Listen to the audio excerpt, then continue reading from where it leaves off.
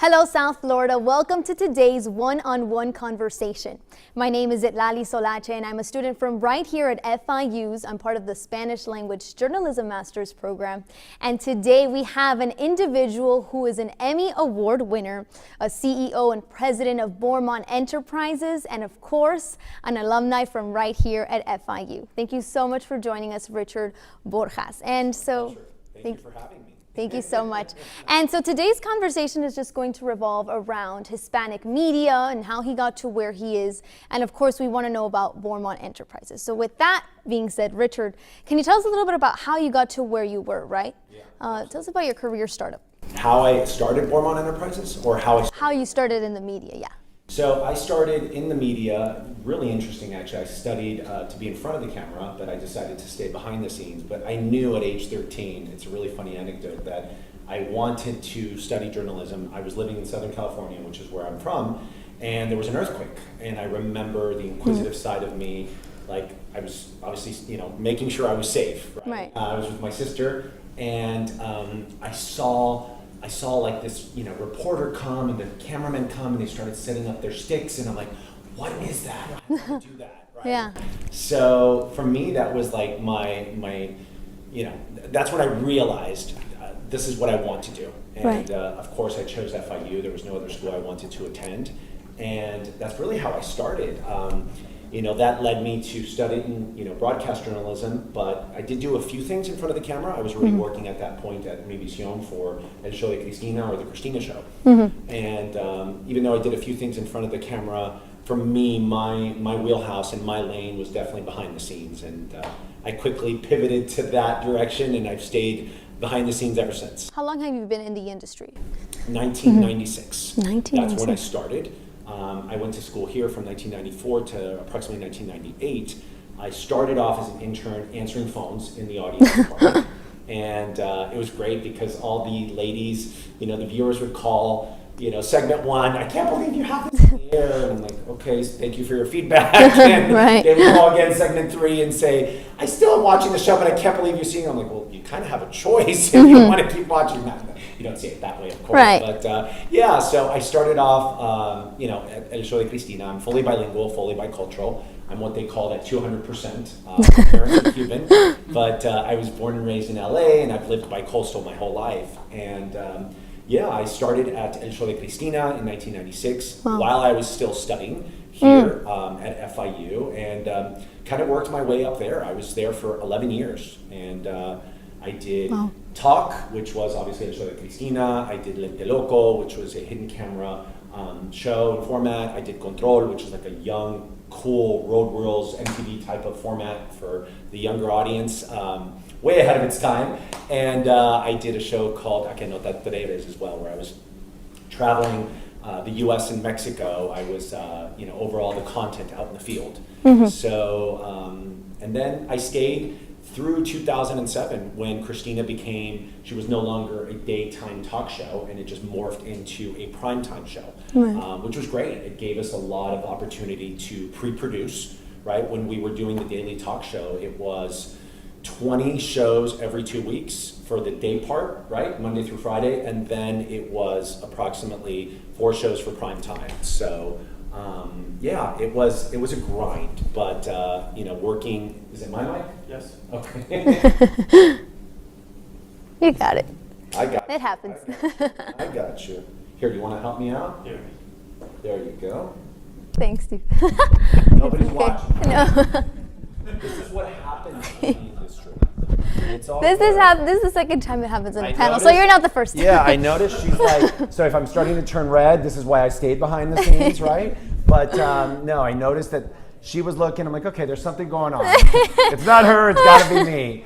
But for those of you that are streaming, we'll make it up to you if you didn't get to hear what I was saying, because the mic was off. So I was at Univision for 11 years, and that's when I kind of ventured and moved back to Los Angeles.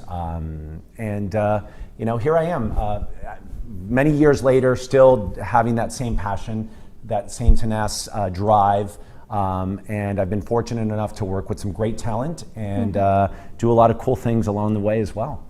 Right, and you mentioned that you did a lot of internships during while you were being a student, right, here at FIU. And I'm sure That's that right. all of that stuff contributed to where you are now and what you're doing, right, as president and CEO of Bormont Enterprises. Absolutely. So of course we want to know definitely how that derived from and Yeah. how you were able to launch this. Yeah, so great question. I actually did 2 internships while I was in high school here.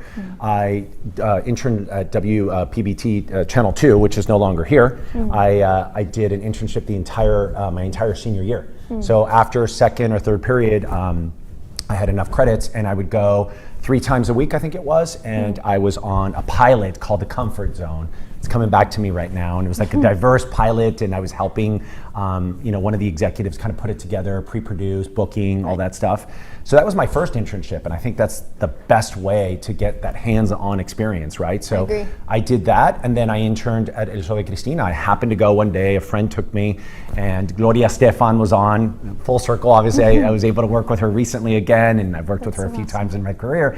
But I went to see the show, and then I learned that they were looking for interns, so I was like, I want to do it. Volunteer. And they hired me, and I interned in the summer, and then they hired me when I was done, and kind of the rest is history. But I highly recommend internships because it's, as we would say in Spanish, it's una escuelita. It's a school. It's the best, hands-on experience that you can get. And one thing is to say you've done this, but being able to actually do it and apply it, right? It's a completely different thing. So I highly recommend it. Yeah, and I always talk about the same internships that I've done. For example, Step in Univision within FIU. There's some stuff that unfortunately I didn't get to really do within my classes, but with, again, like you mentioned, in internships, it's so important. Yeah. So going back to Bormont Enterprises, can you tell us about how you were able to launch that? Absolutely. So Bormont Enterprises is my own production company, and I'm very proud of it. The universe kind of put me in that direction last year. My time at NBC ended, and I moved back from Los Angeles to South Florida. And I said, okay, then this is the time to do it. I had always wanted, I had my own company, but I wasn't able to really focus on it because I've always been, exclusive with talent, with network, and I was able to kind of finally focus on me and my brand and what I wanted to do and the projects I wanted to be aligned with. So luckily, everything kind of just, the universe was just, everything was falling into place. Right. And I moved back from LA, and I was on a project for YouTube. A singer, a reggaetonero called Anuel. I don't know if some of you guys know him. And I worked on that project for a few months, and then I landed the showrunner, executive producer opportunity for Red Table Talk, the Estefans. So, the great thing about being independent is you're able to, be your own boss, kind of pick and choose who you work with and, the times that you want to work, right? You got to hustle.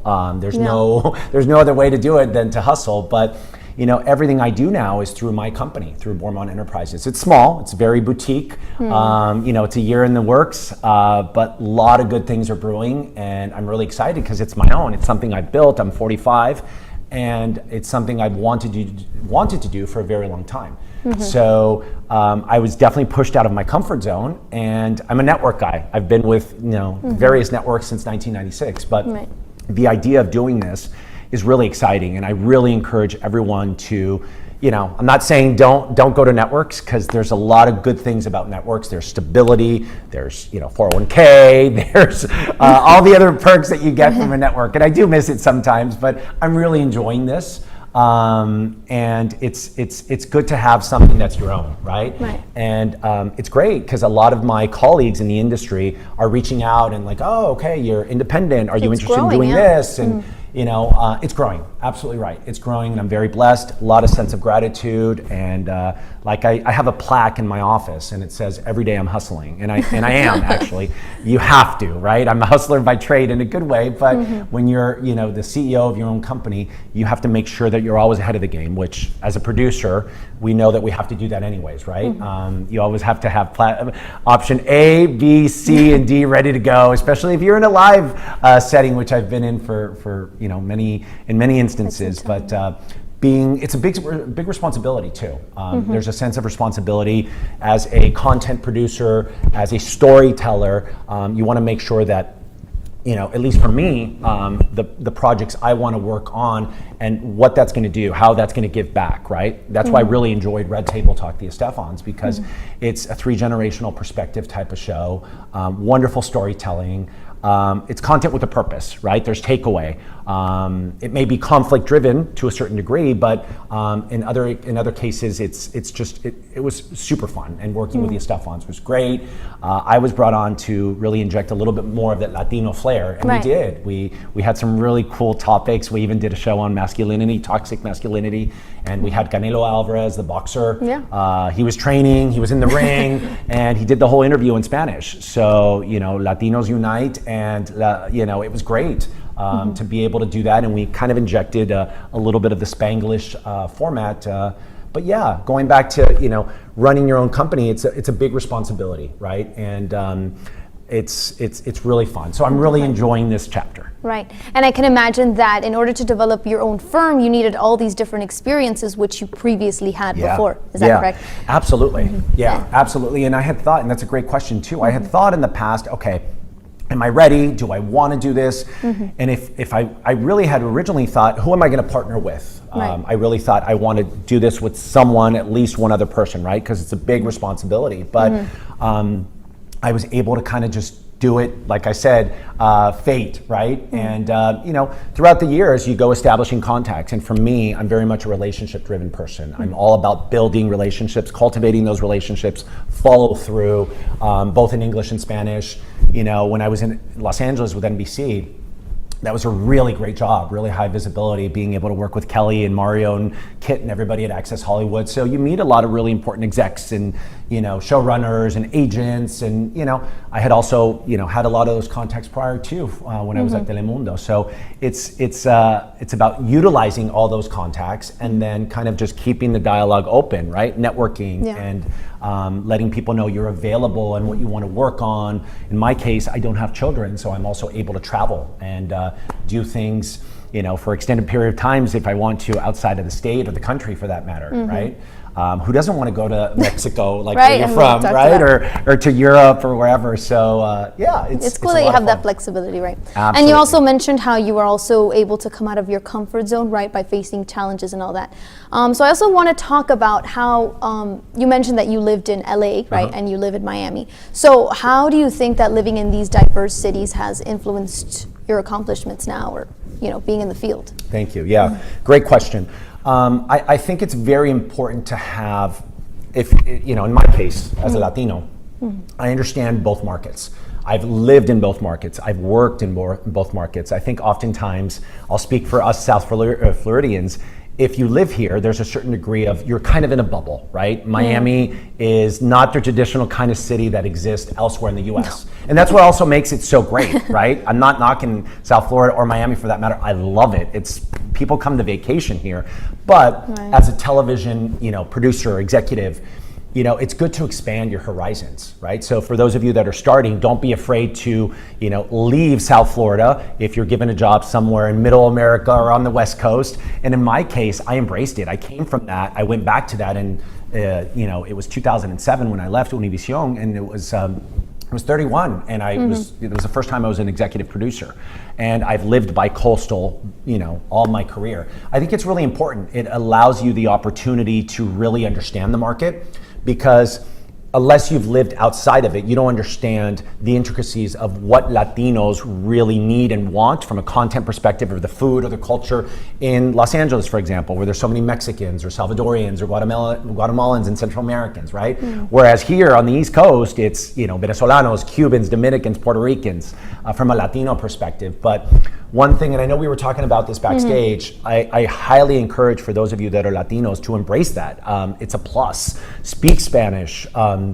Embrace your culture. Try to work in Spanish language television. For me, it's really helped me my entire career. I'm fully bilingual, fully bicultural. I feel more comfortable in English, but I was raised speaking both. So I think if you have that ability, even if you're not bicultural or Latino, embrace being able to work in these markets, because it's only going to come back full circle. Right, and going back to the topic of Latinos in the media, right? So we know that Hispanics drive, on-screen representation. So what kind of trends have you noticed within, Hispanics in the industry? Yeah, we're the number one minority, right? And for many years, people have been paying attention. I think they're paying attention more now, especially with the way Latinos consume content, right? From a digital standpoint, from a broadcast standpoint, who isn't after that young adult audience, right? 18 to 24, we're all after that. And Latinos have a unique perspective on how they consume content, right? And what their options are, right? Whether it's broadcast, if you're watching traditional television, or if it's a streamer. So I think as Latinos, and anyone for that matter, content is king, right? So it's about giving that diversity and it's appointment television watching right now. Whether you're watching, This Is Us on NBC, or whether you're watching the latest Emily in Paris on Netflix, or whatever it may be, which I've seen. It's pretty good. Guilty pleasure. But yeah, it's just a matter of, I think it's great to be part of that wave, right? Being part of and representing a community that has the ability to watch things in 2 languages, and to be able to produce it in 2 languages as well. I think it's also a big responsibility. But I'm really excited with what's happening in the industry for everyone, every type of minority. But being a Latino, I was a big champion of Latino efforts when I was at NBC. I was trying to bring over all the Latinos. We brought Luis Fonsi from Despacito to Kelly Clarkson, and he was the coach on La Voz, here on Telemundo in the US. And, she was the coach on, the big voice, as they call it out there. So it's let's have that crossover, right? Let's celebrate our heritage. Let's celebrate who we are. And we're a very diverse community, and it's great to see us represented. We still have a long way to go.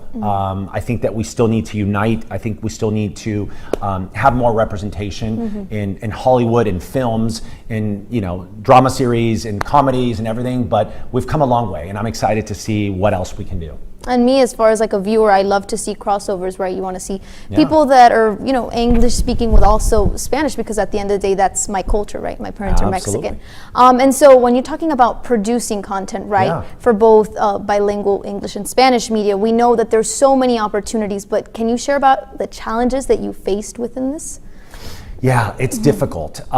Listen, when you have to write in Spanish, or when you have to think in Spanish, for me, it became natural, but I've always been fully bilingual, but it comes, you have to really practice it. So I've been out of Spanish language television for a few years now, and I've already noticed that within 2 years, it's okay, I'm still fully bilingual, but it's, you forget sometimes a few words, or you try to do things in Spanglish. I'm nope, I'm doing myself a disservice and my community. So I really try, right? I really try to make a conscious effort to speak in the language I'm speaking in, whether it's English or Spanish. But I think it's a matter of setting your goals on, okay, what is it who's your target audience, right? What are you trying to accomplish? What is set up a plan, right? Exactly. What is the genre that you're producing? Is it a telenovela? Is it a comedy? Is it a reality show? For example, when I worked on La Voz Kids, I was the executive producer for Telemundo, for La Voz Kids, The Voice, but in Spanish and for kids. It was great. It was a show about music, but it was so much more than that. It was stories. It was 3-generational as well. The kids, the parents, the grandparents, all with wonderful music in English and in Spanish, right? So there's a perfect example. It was on a Spanish language network, but we were able to speak in English and have music in English as well. It's really cool as well, because you see series on Netflix and Spaniard series. I stream a lot of Spaniard series, and the reverse happens, where you're watching something, whether it's La Casa del Papel or whatever it may be, and then they have English music underneath. I'm cool, it's the reverse, right? It appeals to the audience at the end of the day. It appeals to the audience, and it's just a matter of, it goes back to representation and being seen and being heard. But I think, in your case as a Latina, I know we were talking about this as well, you have a tremendous career in front of you, and congratulations on all of your success as well. And I know you have a very bright future ahead of you. Thank you so much. My pleasure. My pleasure. But yeah, I definitely think that that's really important, representation, as you mentioned, right?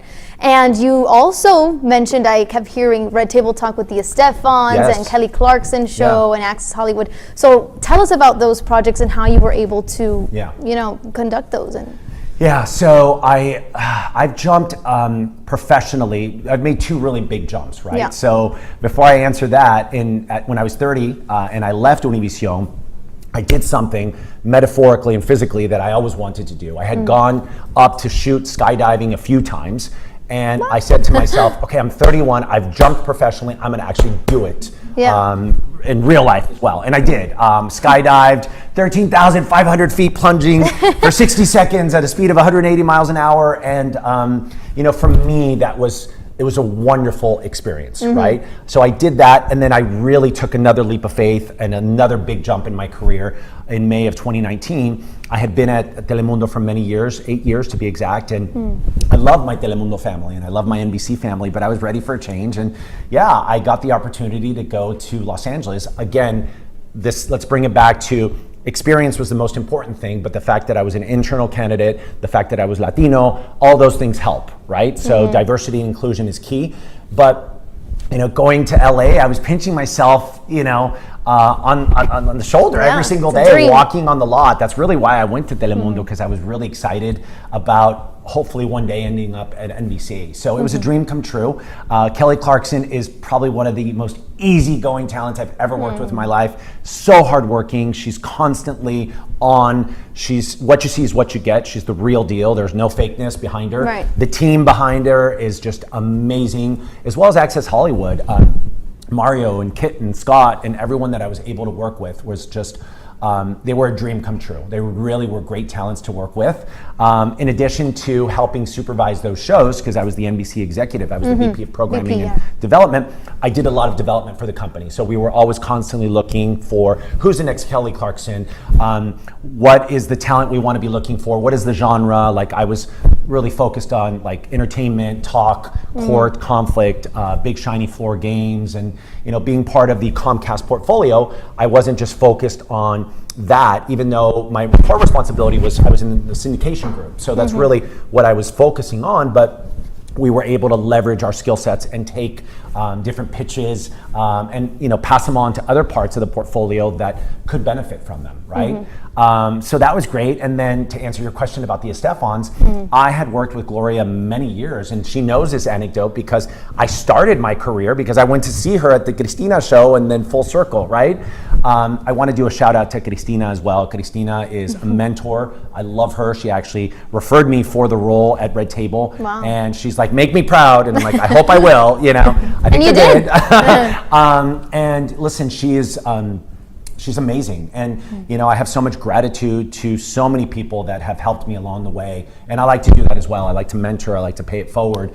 Bringing it back to Gloria, it was great to be reunited, and it's about listening as well. Like she gave me some feedback on, okay, we launched this show in 2020. I was brought on to finish the last 12 episodes to round out season 1. Right. So it was like, this is what I thought worked really well. This is where I think we can improve. She was, she's an executive producer on the show. So very important to hear her feedback, right? And it was great working with her and with Emily and with Lily, who I absolutely adore as well, La Flaca. And it was a really good experience, right?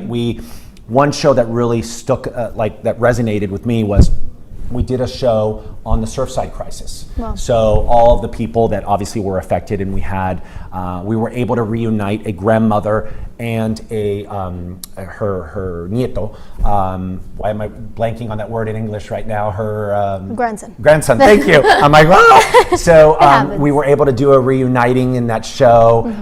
We had the fire department come out and be a part of the show as well. And again, it was our way of giving back, right? Because it happened in our community. But working with them and working with that brand was just a really fun experience. And it seems like you really made your mark within those shows, so I'm very happy to hear about that, and thank you for sharing that. So at this time, if the audience wants to make any questions, you guys can. I have one more question for you, or also for those tuning in through Zoom. Yeah. So how you mentioned about Bormont Enterprises, right? We want to know what's brewing, what's coming up, so can you share about special projects that you have in the works? Yeah.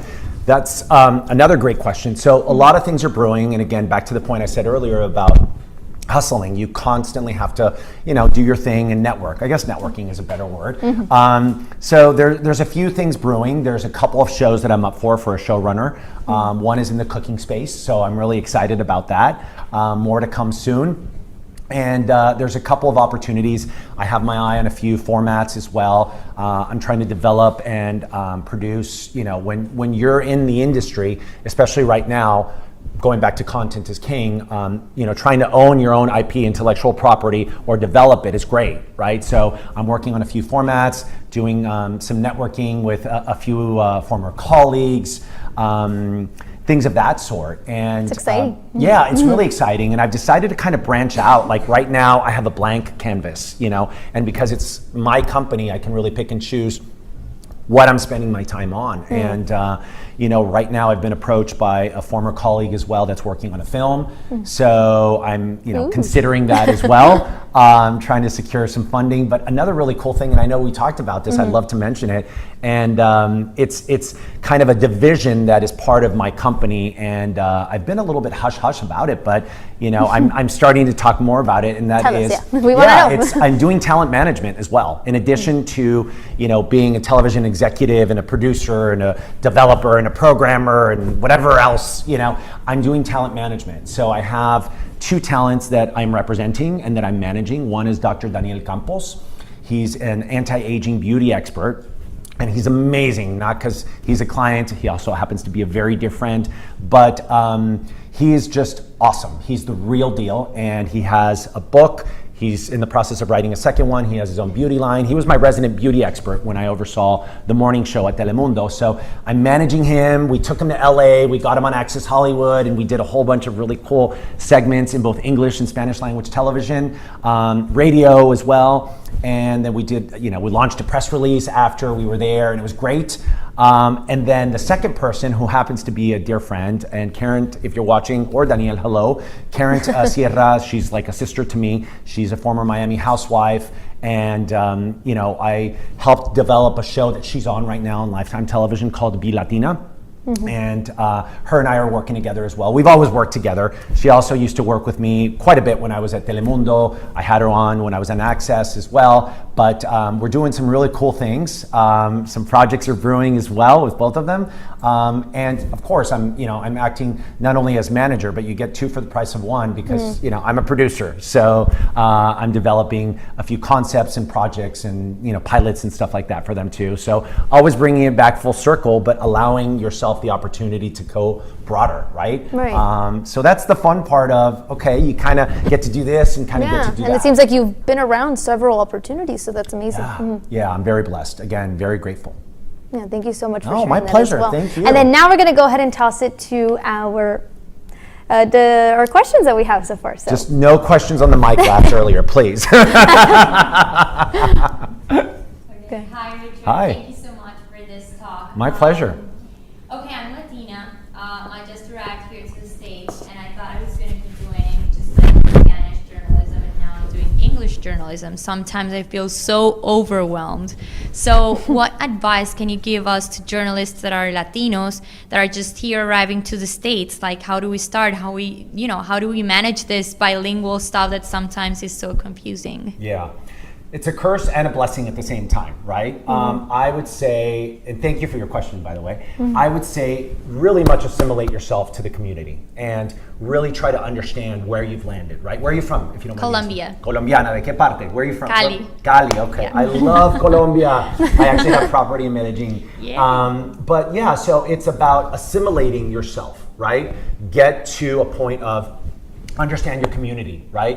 What are the hot topics? What's really important in the community, whether it's a local community or a national community. If you're working for a newspaper that's nationwide or a television network that's nationwide. I would also say, as Latinos, I think whether you're fully bilingual or not, also work on if you have an accent, right?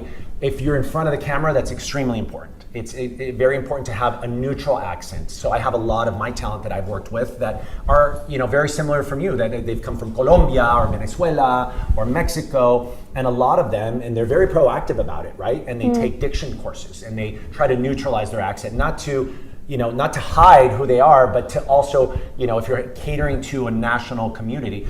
In Spanish language television, 68% of the viewer roughly is Mexican American, right?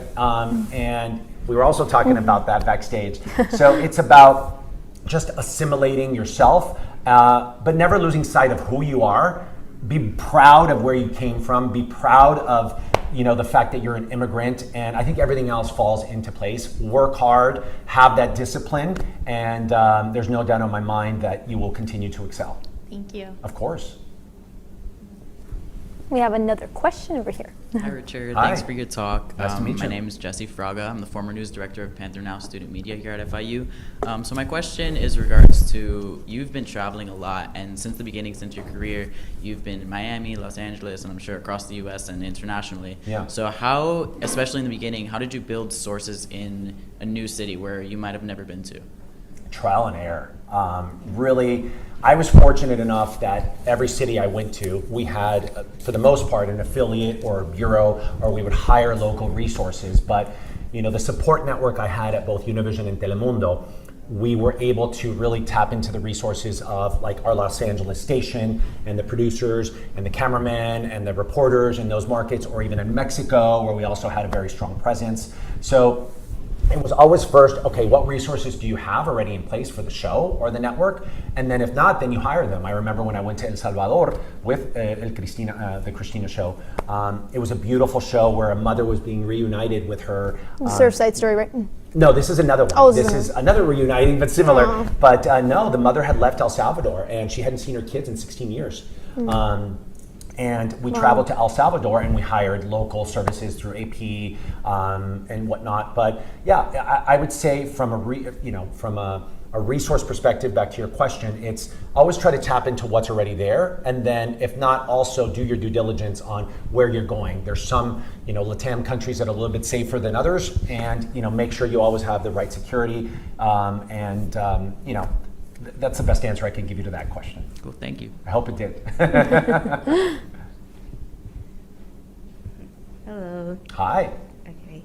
So I have one question.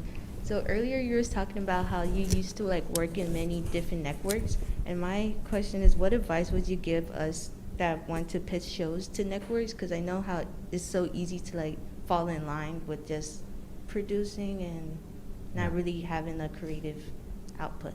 Yeah.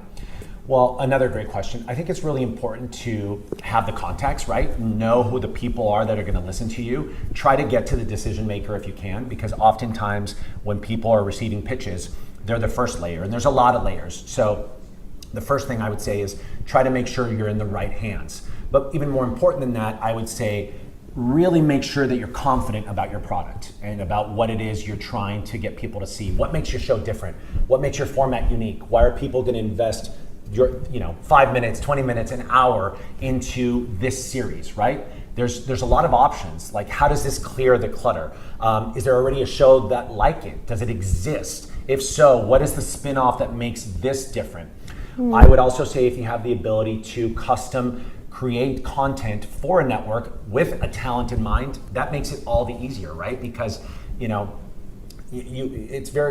can have success with formats with or without talents attached to them, but I think it just makes it easier to have a talent attached.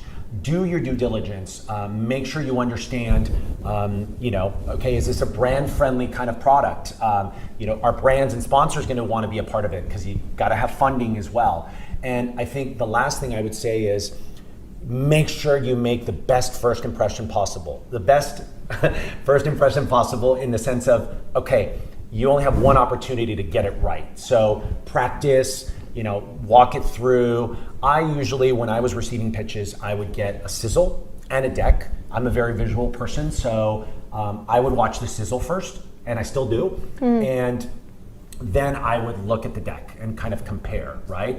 And kind of do that depending upon where you are as the network. I've been on both ends. I've been, the buyer and the seller, the producer and the executive and whatnot. I've worn many hats in that regards, but I think it's very important to just know your product and then make it expand from there. But I think that's the best advice I can give you. But also practice your pitching skills. Usually pitches, if you're given 30 minutes, that's a really big thing. If it goes an hour, then you're doing something good. And then follow through as well. Always send the email, thank them, stay top of mind, and make sure that they know you're there, right? And just keep them engaged. Thank you. You're welcome. And then you mentioned that there's always like a process, between pitching these kind of shows. How long does that process usually take for like your Yeah. team or independently? It's a great question. From a network perspective, like for example, when I was at NBC, something like that could take anywhere between 8 months to maybe 2 years to develop, right? Because it's a matter of getting the pitch, getting everyone on board if you have the talent attached already, making sure sales can sell it, doing the pilot, getting the show green lit, going to market, getting all the buy-in of the markets, getting all the pre-production ready, putting the team in place. I mean, it can take minimum 8 months, but usually I would say roughly between 14 to 18 months, up to even 2 years. Wow. And that's if it happens. Sometimes it doesn't even. Sometimes it doesn't happen, right? And there's so much work that goes into it, but But then you learn from it too. So. you learn from it. It's part of the industry. Absolutely. Right. And we have one more question, I believe. So you can go ahead. Go for it. Hi. So you talked to us about the journeys and the experiences you've had in your life. Can you tell us some of the things that you learned, whether it was at FIU or the internships you talked about, or even the people that you worked with? Can you tell us about some of the things that you learned through those experiences that you have used again and again throughout your career?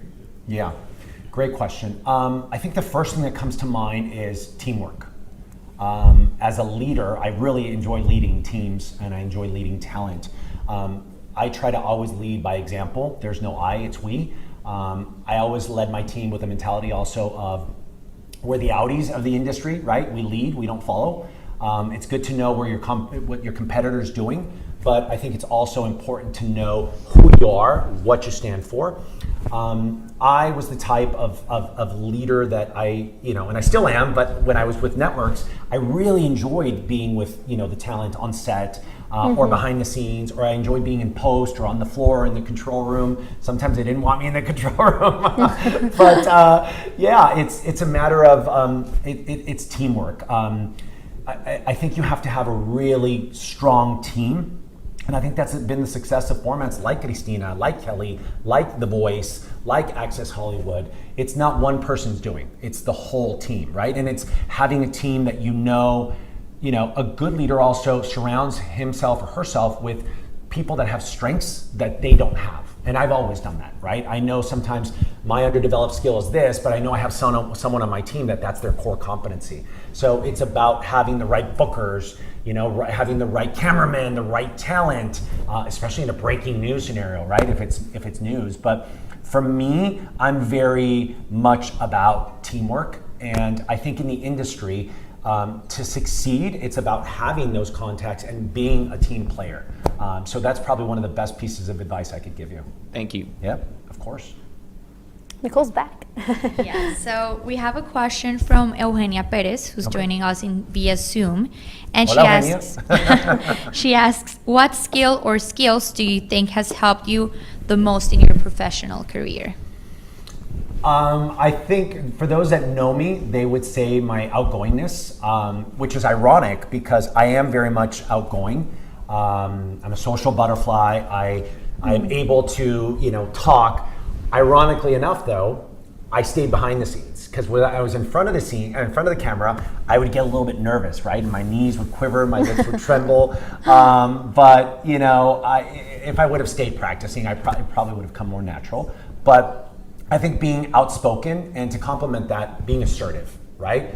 Confident, not cocky, and having the ability to kind of just talk but listen as well. Oftentimes, and I had to learn that, right? I think that comes in with time and with experience, but just being a good listener, a good communicator, a good storyteller.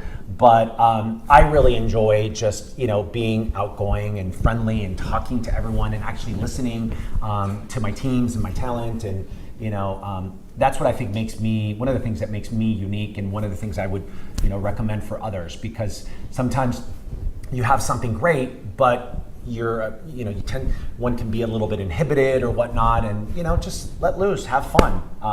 That's what I would say to that. Perfect. Right, and at the end of the day, you want to make sure that what you're doing, you're enjoying, right? Absolutely. So then, how did you make the shift from news, right? Because you mentioned you were an MMJ, right? What Yeah. made you shift from being within the news to the entertainment industry? Well, I think it was Cristina. Yeah. I did a few pieces for Cristina in front of the camera and Control, both, in Spanish. But I really enjoyed what I was doing. I was logging, I was booking, I was going on field shoots, I was in studio, I was editing. So for me, that's my wheelhouse, that's my lane, and I really, really enjoy that. And then luckily, I was able to kind of navigate my career and hit a lot of genres and touch a lot of different content aspects. So I've done talk, I've done news, I've done reality. I really enjoy reality television, and it's a different grind when you're doing a daily news show like I was doing with Un Nuevo Dia. It was 4 hours of live television.